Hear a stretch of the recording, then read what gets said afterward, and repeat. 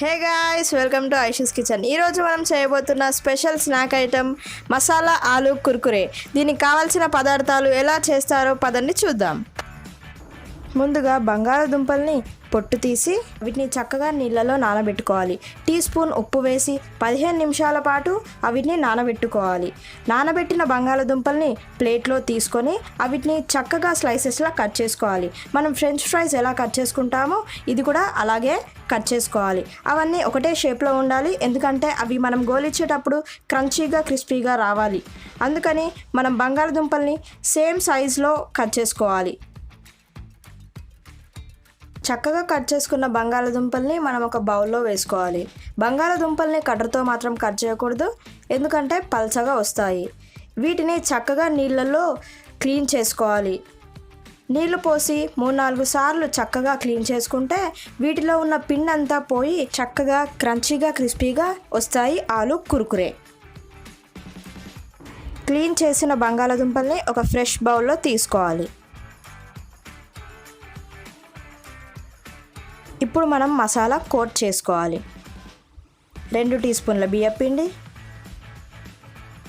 2 tea స్పూన్ల cornflour,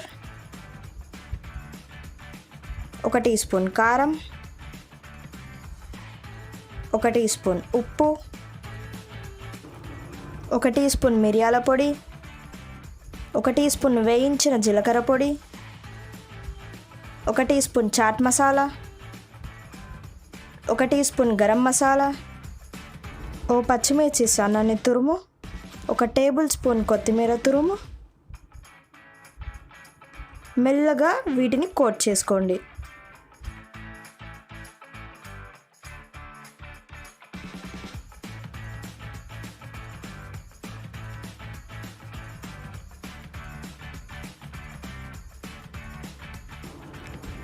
coat చేసుకున్న ఆలుని మనం చక్కగా టాస్ చేసుకుందాం.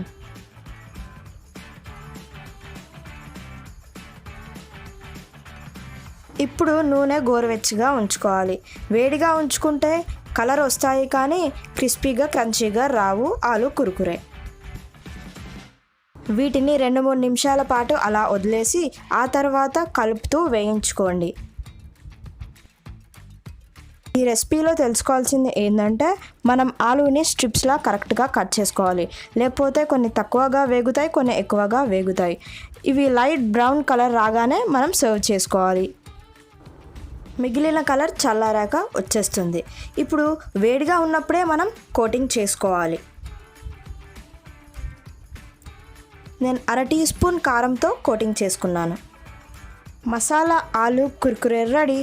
మీకు ఈ వీడియో నచ్చినట్లయితే లైక్ చేయండి, షేర్ చేయండి మీ ఫ్రెండ్స్ అండ్ ఫ్యామిలీ మెంబర్స్తో. సబ్స్క్రైబ్ చేయండి, బెల్ ఐకాన్ని ప్రెస్ చేయండి. మరికొన్ని కొత్త వీడియోస్తో చూస్తూనే ఉండండి ఐషూస్ కిచెన్.